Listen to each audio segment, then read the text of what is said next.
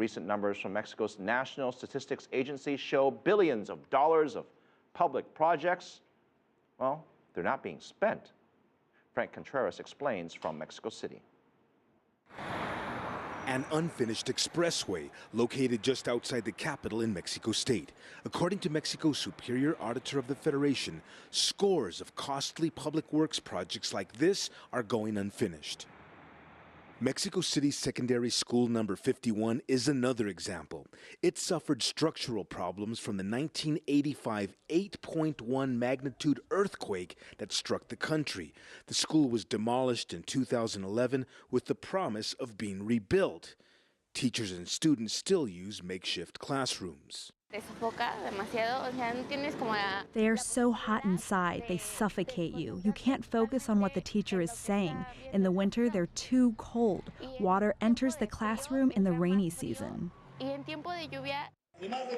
Many blame former Benito Juárez delegation chief Jorge Romero. He's now campaigning to become a federal legislator. For his part, Romero blames Mexico City's Legislative Assembly for not funding the school's reconstruction.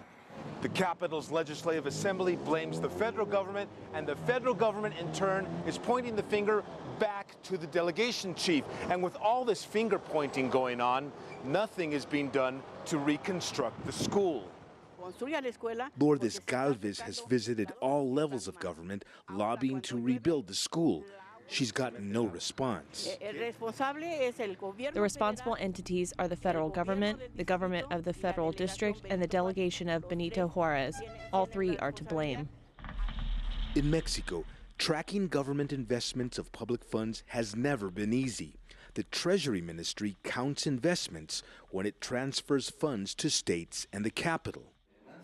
But the National Statistics Agency's Director for Accounts says his agency uses an entirely different system for calculating public investments.